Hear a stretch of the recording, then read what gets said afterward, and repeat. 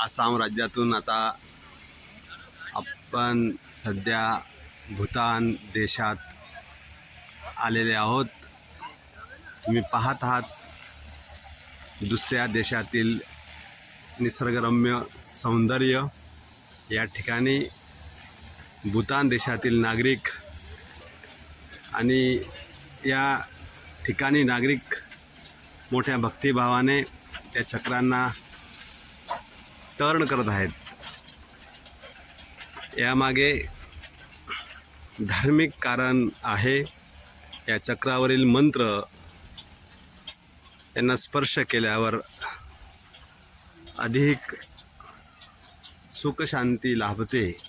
यासाठी या ठिकाणी आलेला भाविक आपण पाहत आहात। या प्रार्थना स्थळावरील नक्षीकाम अतिशय सुंदर आणि कोरीव आहे। अतिशय मनमोहक आणि आल्हाददायक वातावरण। यावर आपण उंच चबुतरा आणि त्यावर गोलाकार उंच असलेल्या लंबाकृती आकाराचा उंच घंटीच्या आकाराचा स्तंभ उभा आहे आणि वरती त्या स्तंभाच्या वर अर्धचक्रावर गोल मोठ्या आकाराचा लाल रंगाचा टिळा व त्याच्यावर एक पिवळ्या रंगाचा लहान टिळा आपल्याला दिसत आहे। आपण पाहू शकतात अतिशय कोरीव नक्षीकाम। आणि या ठिकाणी भगवान तथा बुद्ध यांची प्रतिमा अतिशय सुंदर अशा निसर्गाने समृद्ध असलेला भूतान देश आपण या ठिकाणी पाहत आहोत। खरोखर एक प्रसन्न वातावरण, पावसाच्या रिमझिम बरसणाऱ्या सरी, उंच उंच डोंगर,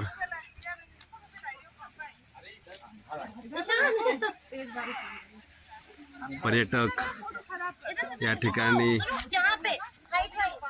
पर्यावरणाचा आनंद, पावसाचा आनंद घेताना भारतीय विदेशी पर्यटक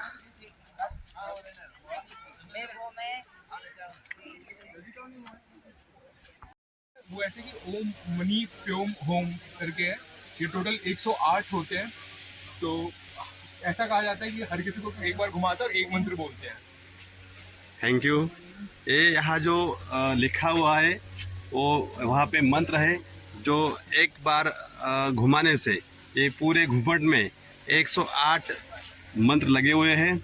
जो मालाएँ होती है वो मालाएँ में जैसे मनी होते हैं वो 8 मनी यानी 108 मनी या हम उसे स्पर्श करके उसे घुमाए तो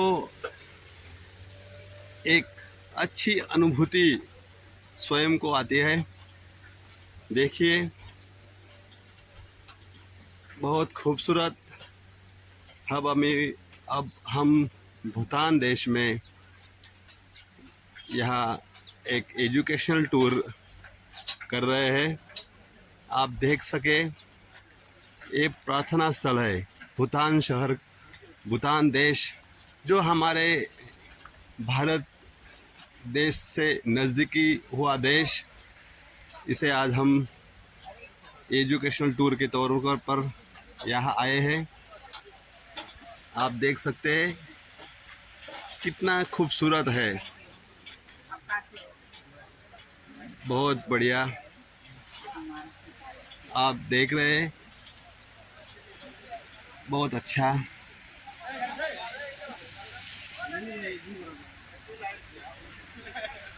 बहुत अच्छा।